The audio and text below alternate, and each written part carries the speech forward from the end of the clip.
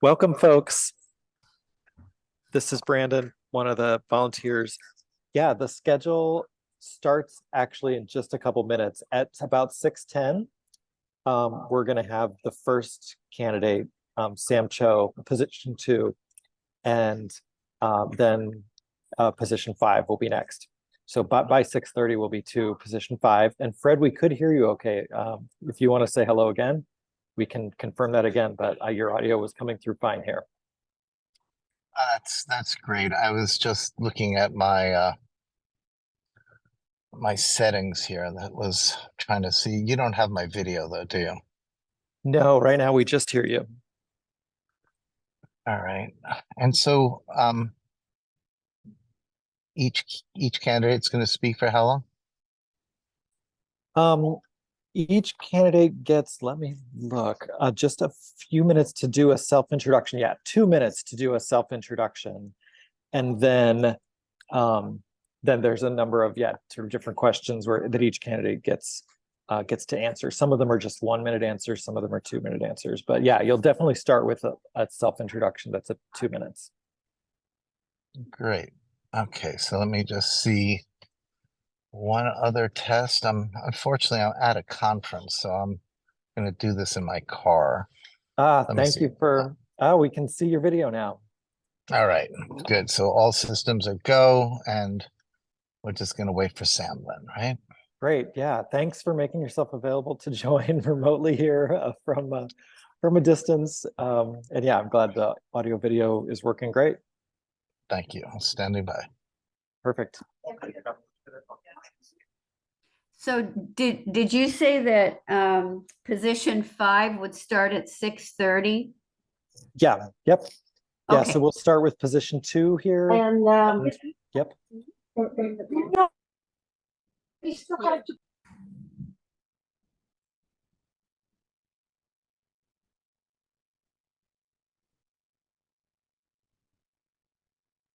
So I'll continue to monitor the chat, and yeah, feel free to come off mute and ask questions or put them in the chat if questions come up or tech issues. But I'm going to go off video for a second, and yeah, in just a few minutes, Maria will begin with a welcome, and then we'll dive into position 2. So thanks everybody for joining us. Hi everyone, welcome. I'm here with Maria. Hi everybody, and we'll get started here shortly. Thank you for your patience. I'm so glad you can make it. And we'll show you pictures of the food.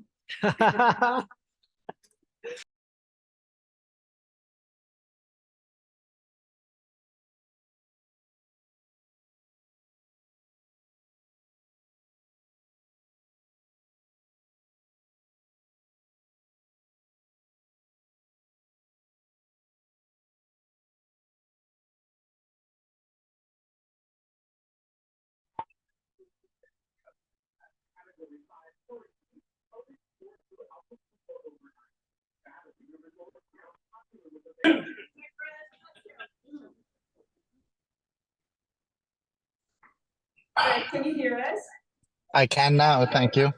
Okay, let's turn up the sound a little bit more, please. Do you want me to speak louder? Hi, everybody. Good evening. Thank you, Allie. We want you to have even visuals.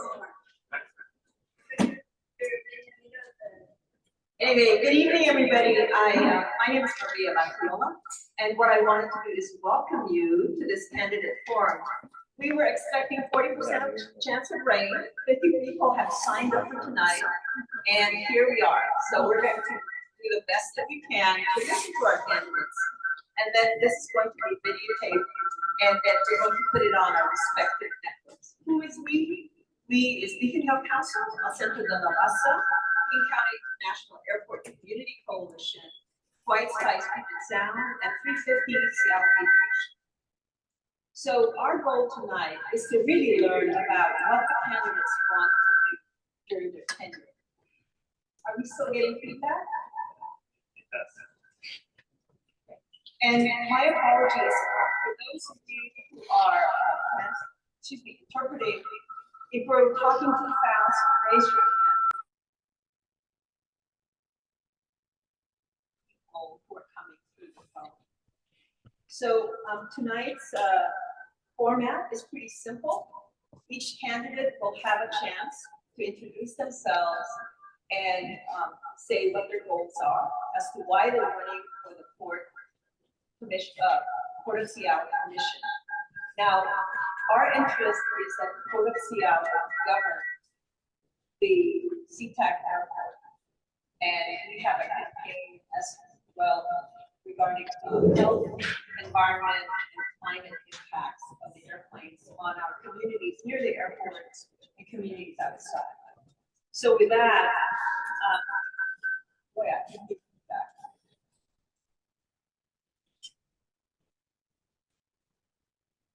Is that better now? Okay. What I'm going to do then is I'm going to pass you this mic so we don't get it. Okay. With that, we're going to start with our opening statements. Commissioner Fellman, can you hear us? I can. I can see his mouth moving, but not the sound. You can't hear me at this point? We can hear you. We're just trying to fix a reverb. Go ahead. Thanks. It sounds like an echo chamber. Oh. Yes.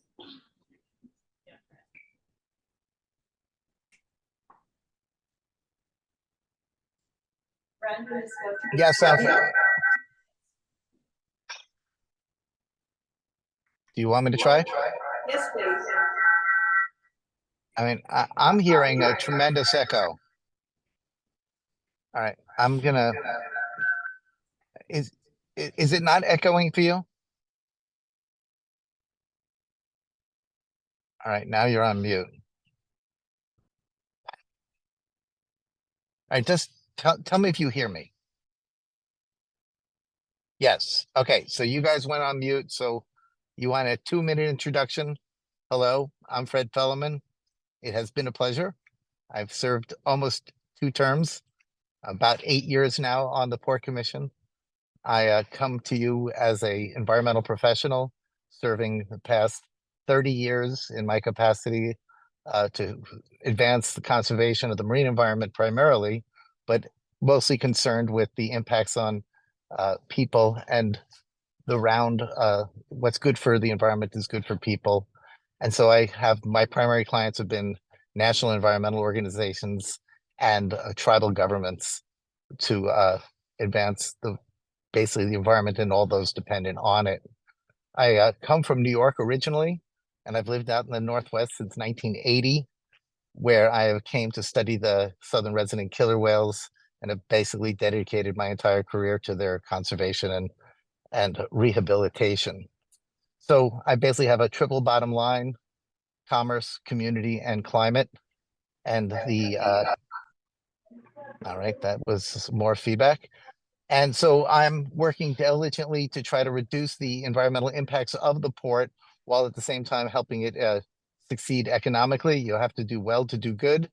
And I have been following the port since 2000, since the first cruise ship called at the port, and have been doing everything I can since that time to reduce the environmental impacts of cruise, which has resulted in no discharges, not only at the dock, but throughout the Washington waters, and continue to do things like advancing a cold ironing. We'll have all 3 of our terminals shore power capable by the end of the next year. And I will continue to work with the airport communities, having served on the Joint Advisory Council with SeaTac twice and Highline Forum. I'm now currently serving as co-chair of both right now.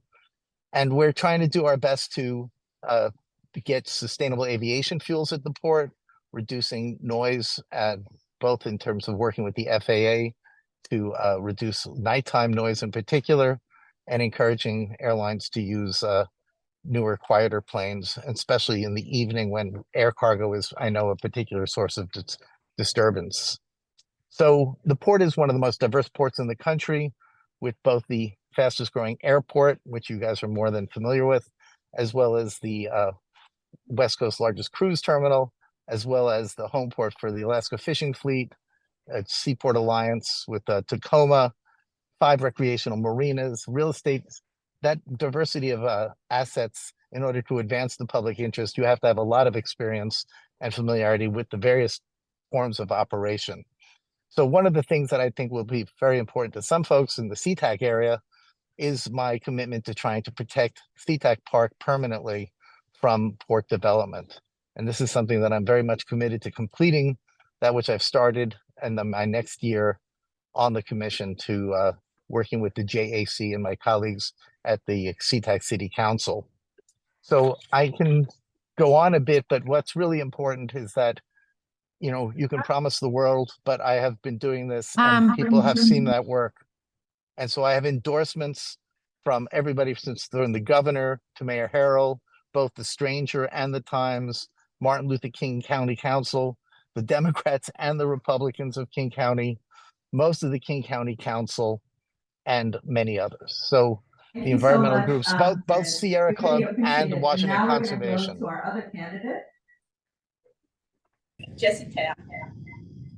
We're gonna give you extra time because we've been over. Thank you, Maria. I can guarantee to communicate. I'm here because I care. Me and my wife are here this evening. Thank you for being here. A little bit cold, a little bit late, dinner time. You show up because you care. I'm here for the same reason, because I care. My name is Jesse Tam. I am a candidate for Port of Seattle Commissioner position 5. I have been a resident in King County for 4 decades, a little bit over 40 years.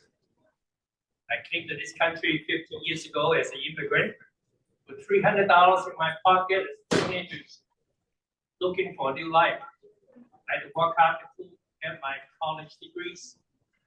Then I started my banking career in the mailroom in the basement of a small bank in downtown Boise, Idaho. 22 years later, after I raised my family, done a lot of international work, financing, and I opened my first bank in downtown Seattle. Why did I open my bank? I really care about the life for the immigrants, the minorities, small businesses. They work very hard for their living wages, to raise family. Saving I gone through myself. I was proud to be able to be the banker who financed many of those projects and businesses and create jobs around here. I always care about the community. I spent 38 years as a Rotarian for part of Rotary Club Food Project locally, internationally. Great service organization. I spent also 32 years as an educator, being a mentor to Seattle youth. Education changed my life. And I really appreciate that this country has done for me to give me the opportunity to educate myself, get the experiences. So I'm looking forward to serve you as the Port Commissioners. After years of being an international banker, I have learned a lot about the trade, and I have learned a lot about the airport, spent a lot of time there. And it's time for us to be putting the common sense into our Port Seattle Commission, as well as our SeaTac operation, along with our cruise ships, along with our grain terminal, fishermen terminals, and most important, our trade businesses. Seattle is a trade-reliant city. Washington State, one of 3 jobs is part of the trade dependence. So I'm looking forward to serve you. I'm not a politician, but I care enough to want to speak up, to be representing you, of real people in King County. Thank you.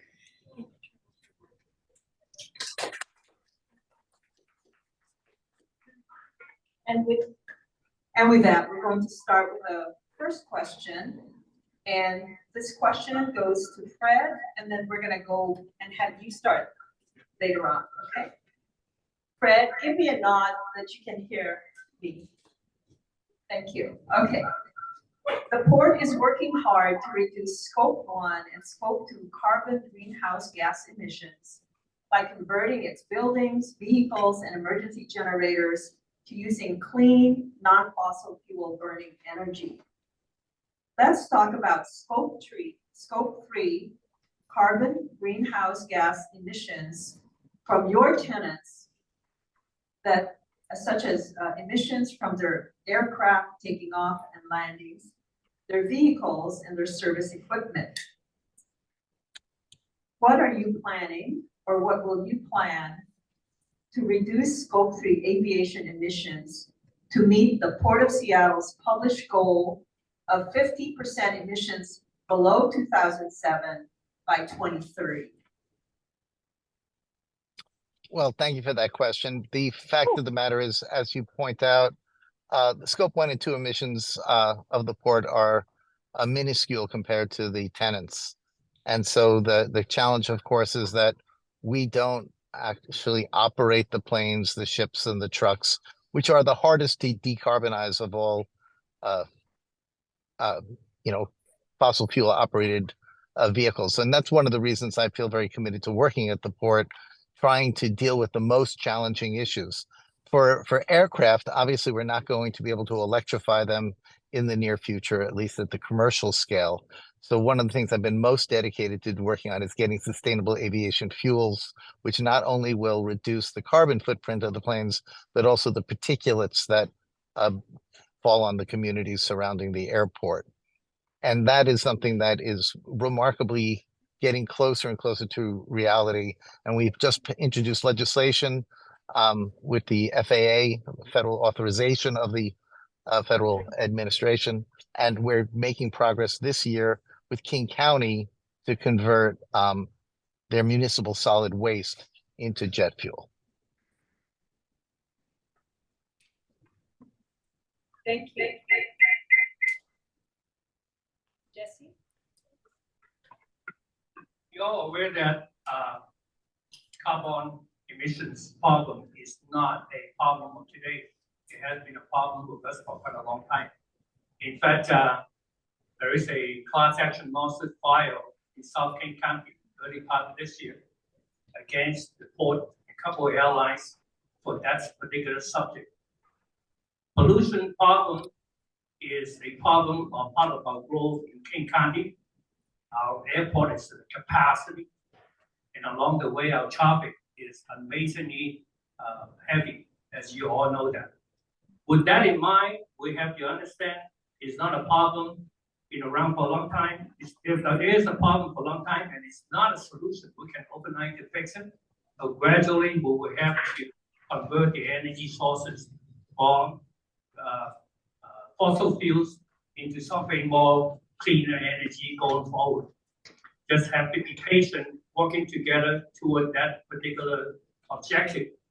Having clean energy costs money. Costs money to buy new truck, costs money to buy new airplane engine, costs money to convert a lot of things in order to get to that level. So we have to do it within our mind that the port as a government entity have to make sure we manage our revenue carefully. Our revenue for $1 million a year should be able to generate a lot of bottom lines to use for the energy's particular purpose. We need to budget ourselves for that purpose. We cannot make promises like we have done in the past for a long time and nothing really get done. So it's time for us to be realistically look at it and solve the problem in short-term, long-term purpose. Thank you very much.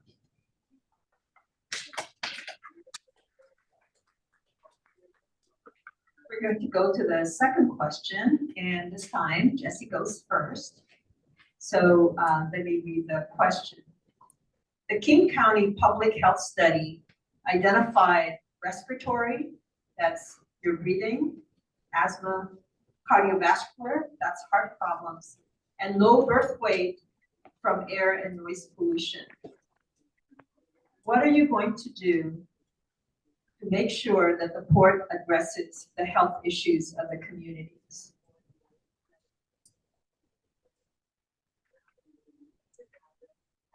There have been a lot of discussions on this subject throughout the years. You have to understand the port is not a medical institution.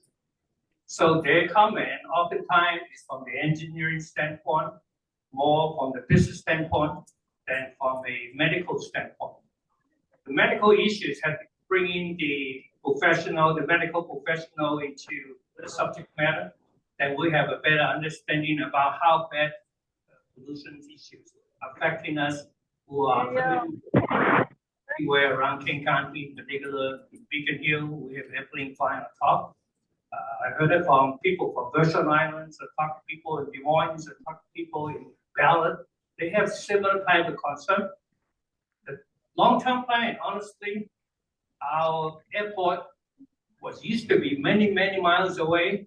It's next door now because it's no longer an airport or far out of town. Our airport is right in the middle of the city. So the long-term solution is the airport will have to be moved somewhere else. So we have a capacity to grow both the populations in King County as well as the airport capacity. But in between time, the Port of Seattle has a lot of responsibility to create a gradual step-by-step plan, which I have that in mind.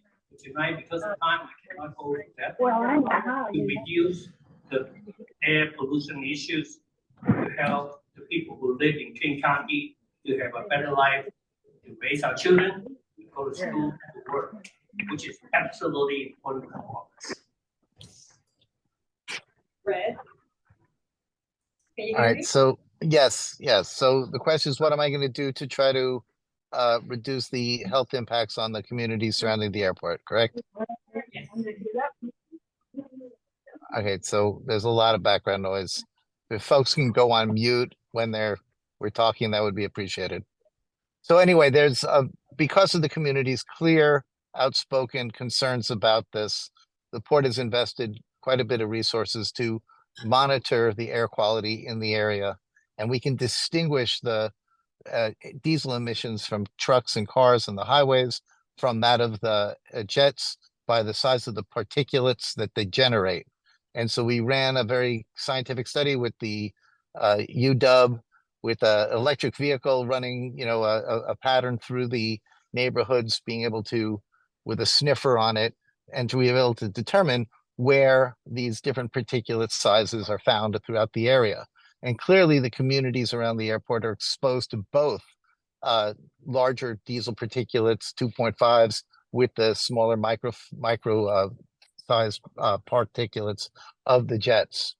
It's irrefutable about the health disparities and the lifespan disparities between airport communities and elsewhere. And this is where trying to switch to the sustainable aviation fuels will have the most benefit. I've thought about this a lot, and one of the things that I was thinking would be incredibly valuable to really try to elucidate the direct impacts of just the jet fuel and not the combined impacts would be, I don't know if anybody's ever done an epidemiological study of the folks that work at the airport on the ground, the folks that are doing the signaling, those folks who have had the most direct exposure. It would be really interesting for me to see just those people must be getting the worst exposure, and whether or not their life expectancy and questions like that are even worse. That way we could distinguish from these other impacts that surrounding communities have. But right now, what we do know is the problems exist. We're not denying the existence of those problems. They're not the only problems that are affecting these communities, but just because there are other problems doesn't mean that the port doesn't have to do what they can do to allow us to provide the aeronautical services while at the same time having commerce and communities coexist. Thank you.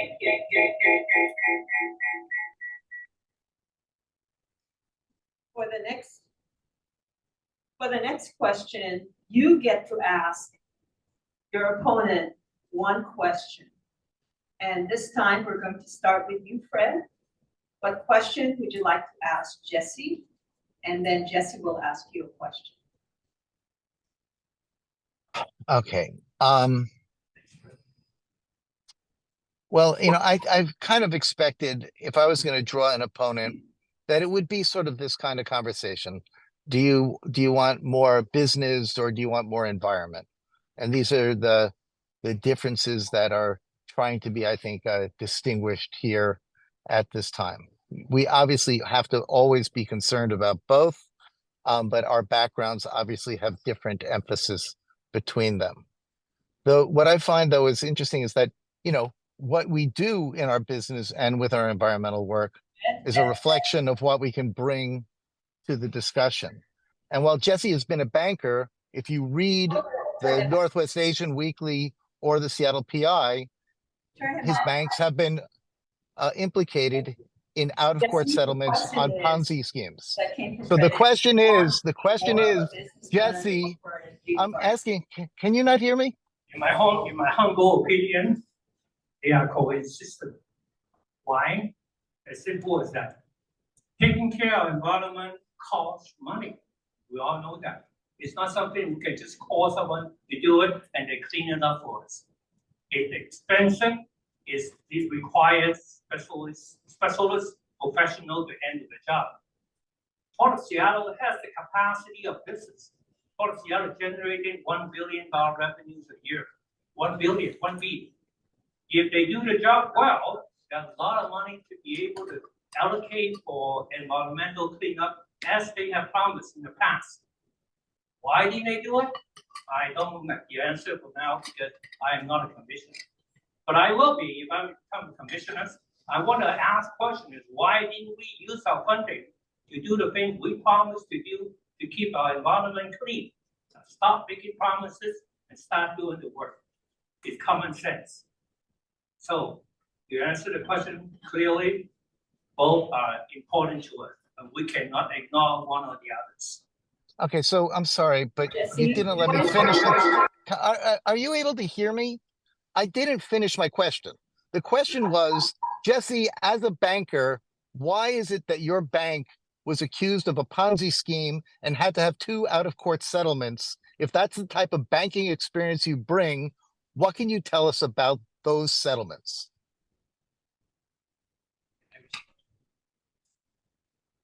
As a businessman, as a banker, having lawsuit is a very common business.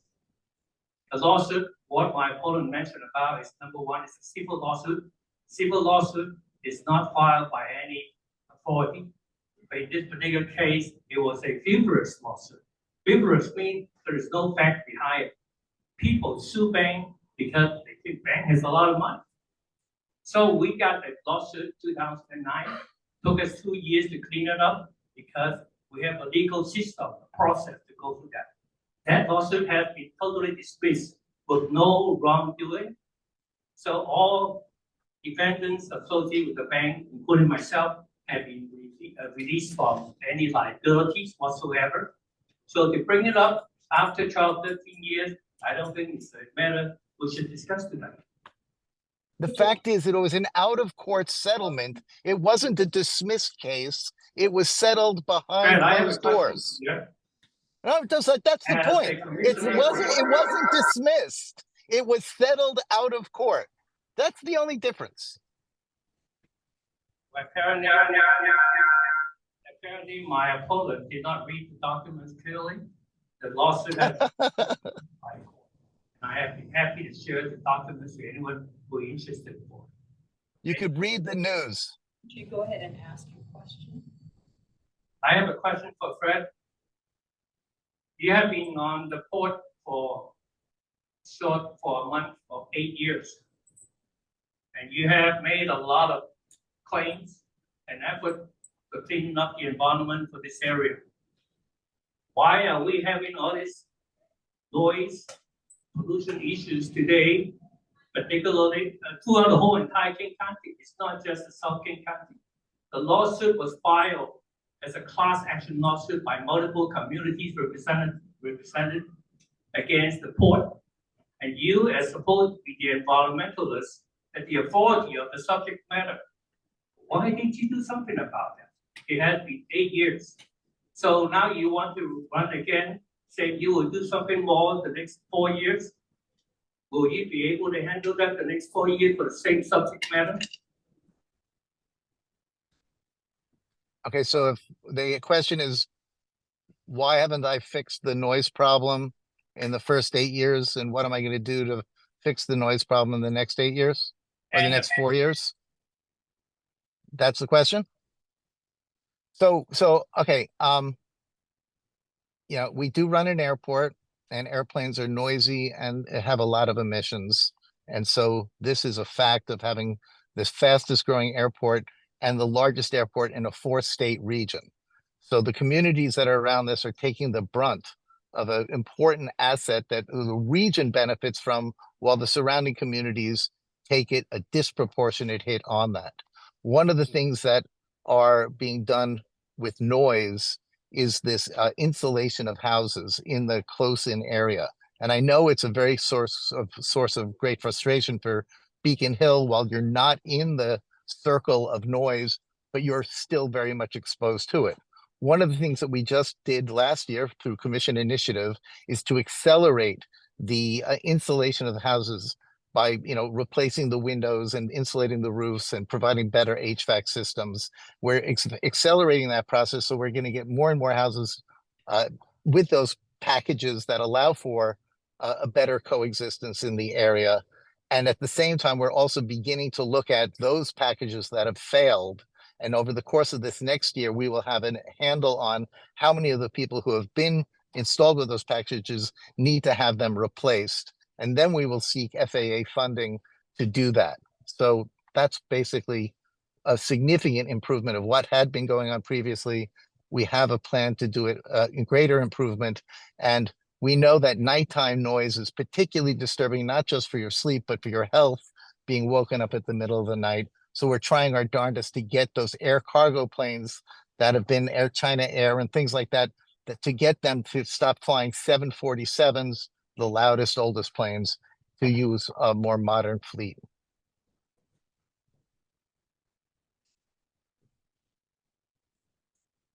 Thank you so So that- much, Fred. What we're gonna do now is, the passion that both of you showed for the work is incredible. So thank you. Please give them a hand for that. We're going to do 6 yes and no questions. So, because we're having some sound challenges, would you guys be willing to do thumbs up or thumbs down for the questions? Okay, and I'm gonna ask, folks, photographs, so we have it as a form of recording, because we won't have an audio recording for it. Okay. All right, ready? The first yes and no question. Do you support keeping flights at the same level to keep residents from further aircraft, air, and noise pollution harm? I didn't understand that question. You can hear it. Yeah, could you just Do you repeat it, please? support keeping flights at the same level to keep residents from further aircraft, air, and noise pollution harm? Thumbs up. So- Keeping them at the same level, meaning the same number of planes? The same number of flights. Oh, God. I don't have control over the number of the planes, so I can't promise you that. Okay, so the choices are thumbs up or thumbs down. So you can't promise, so it's a thumbs down, right? Right. Not that I don't want to, it's just that All I right, can't. second yes and no question. Do you support the use of other forms of transportation, such as trains, buses, etc., to address the increased air travel and air cargo demand? Both thumbs up. Third yes and no question. Do you support deferring the Sustainable Airport Master Plan expansion until the Washington State Study Group can report back on how the whole transportation system can meet the increase of air travel and cargo demand? We can't see your sign, Fred. I'm sorry. Thumbs up for Fred, I thumbs yeah. down for Jesse. The You know, fourth I yes don't and know. no question. Can I ask you a question? You support I don't calling know. for an environmental impact statement for both Sustainable Airport Master Plan, short-term and long-term expansion plans. They need like IT help. To repeat the question, do you support calling for an environmental impact statement for both Sustainable Airport Master Plan, short-term and long-term expansion plans? We're doing that, yes. Thank you. The next yes and no question. The fifth one is, do you support saving and planting trees to help clean air pollution? 2 thumbs Actively. up. And the last yes and no question is, King County International Airport Community Coalition wants more people of color voices on the King County International Airport Roundtable. Do you support that? Yes, but we have no jurisdiction. 2 thumbs up. Okay. Thank you, both Commissioner Fellerman and candidate Jessie Tam, for coming and sharing your time and your knowledge with us. It'll help us keep informed, and we are going to for sure share this information with our communities. Please give them a hand. And thank you for the opportunity. I only wish I had the chance to be there in person. Thank you. Audience. Are we going to ask questions?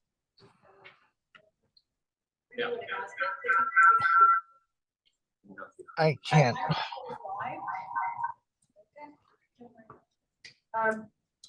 The first, when you indicated at a summit conference that CTEC may not be meeting its goal to only refuel planes using biofuels, do you still believe they promised to do so by 2028? Is that to me? To which? Both candidates, please. Can you hear me? Okay. So yeah, so I'll go first. I set the goal 10% in 10 years. So it was an extremely ambitious goal. I was told by the Secretary of Defense, set a goal, you'll strive for it. So the fact of the matter is we won't make that goal. If we had more production, we could do it. The airlines are finally willing to use the fuels. They're no longer concerned about the fuels being incompatible with their engines, but we're working hard to get the production volumes up.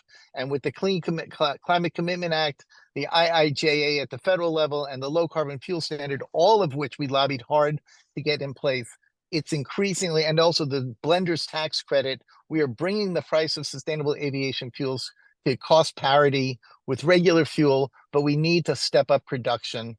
That's why I worked with King County to get the municipal solid waste conversion idea going, and we're doing everything we can, but 10 years in 10% is not going to happen, despite my best efforts.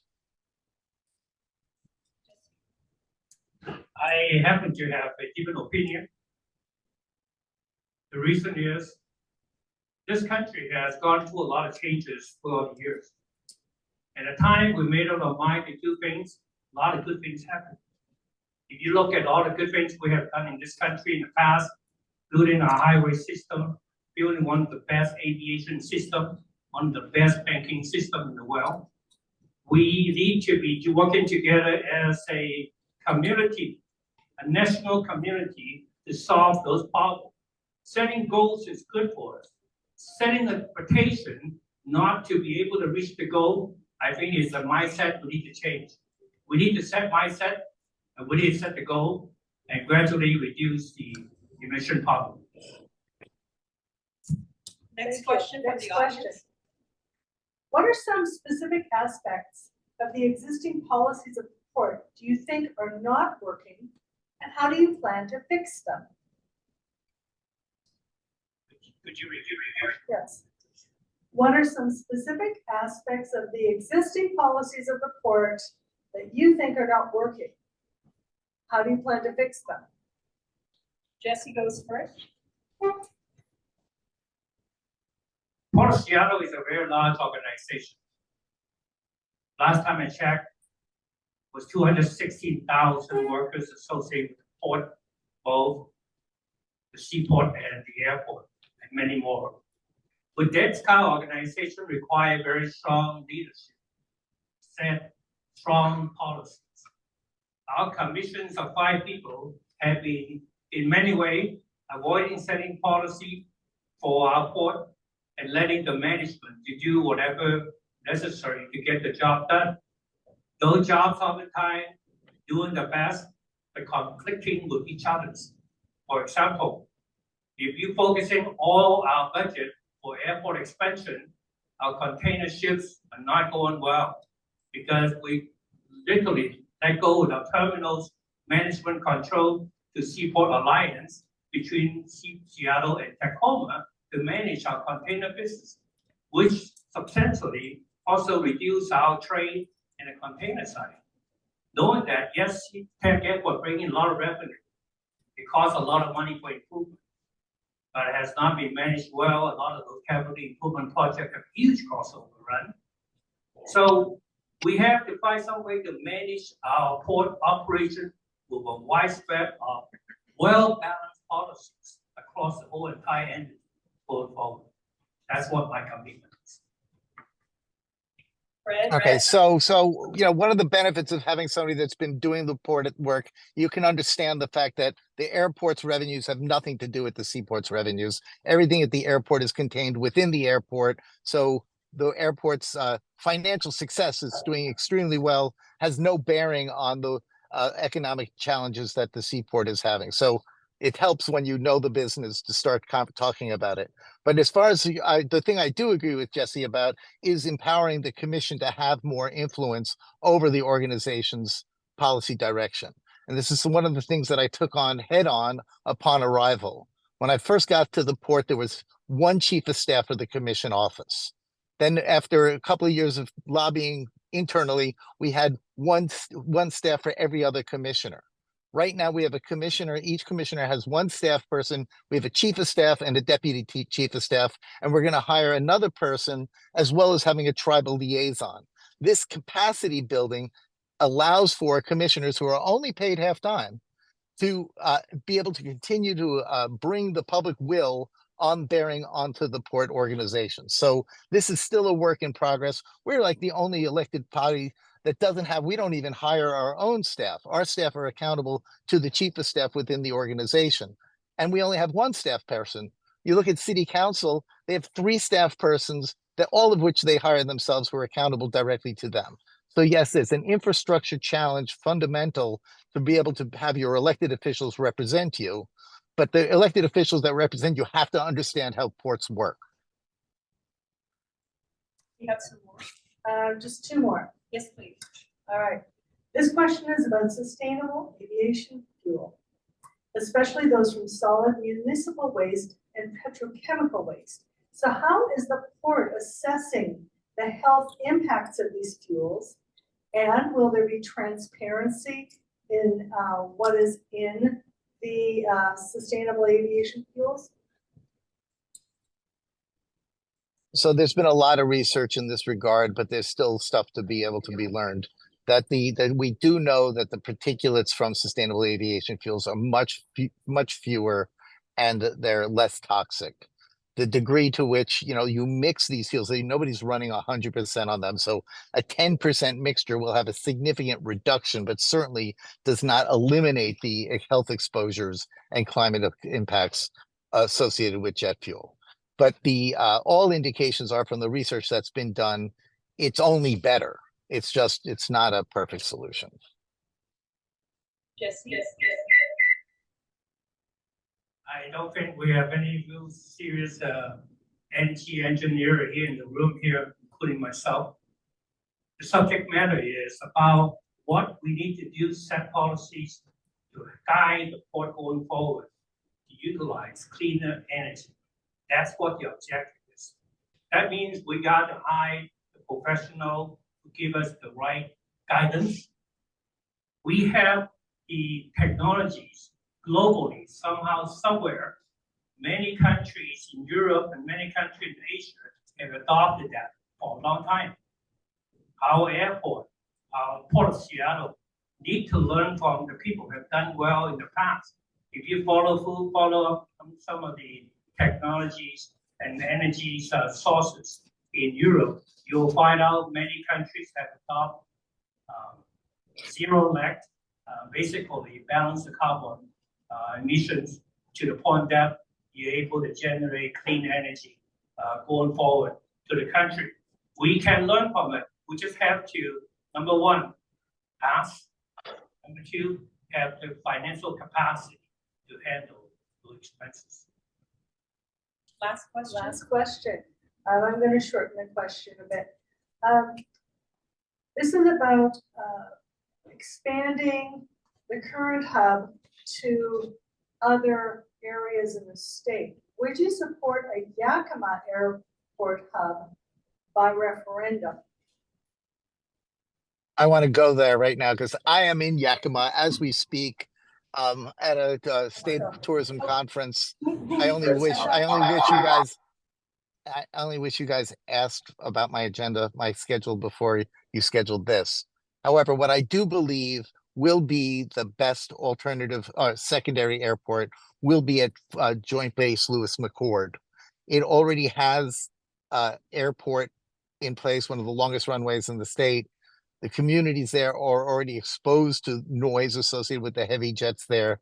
It is where the population growth is going to the south. It's where the light rail is going to the south. And most importantly, most people don't realize that just as much cargo is carried in the belly of passenger planes as are in pure cargo jets. And so what you need is a warehousing district where these goods can be sorted and redistributed. And that is in the Kent Valley. So by having an airport somewhat equidistant to Kent from SeaTac to Tacoma, you basically can have both the distribution of passengers and cargo in a way that works both commercially and as well for the communities. So I don't think Yakima solves the problem at all.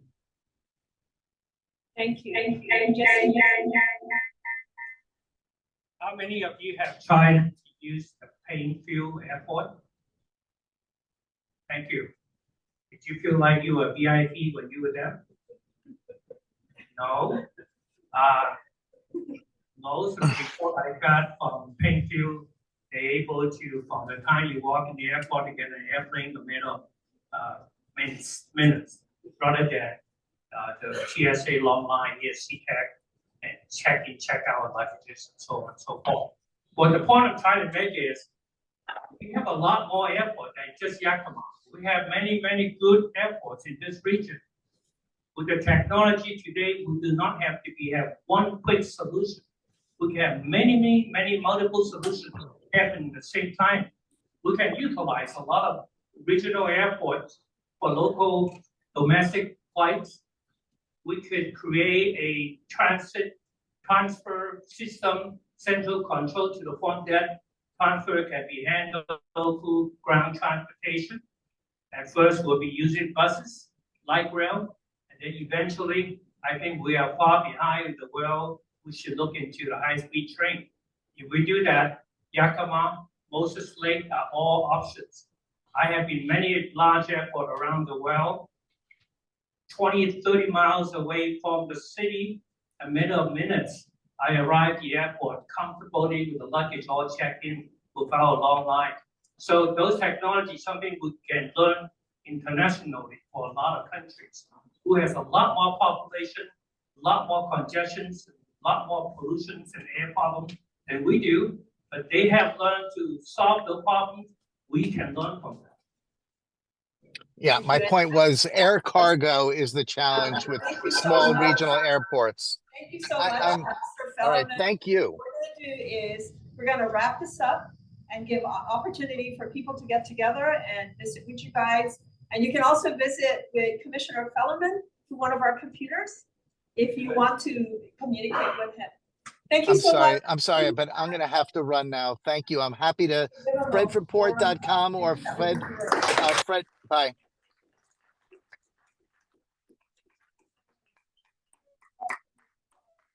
Yeah, please, if you want to talk some more, I think Fred said, yeah, he was also talking to the same, but he said he had to run to an event, but he really appreciated the opportunity to be here. thank you so much. That's great. Okay, please, we have plenty of food, so come and enjoy yourselves and have conversations. There's always a lot of information. Picture up here real quick. Everybody knows perfect day. That's wonderful. Come on up, everybody. Yay, come on. Let's do this real quick.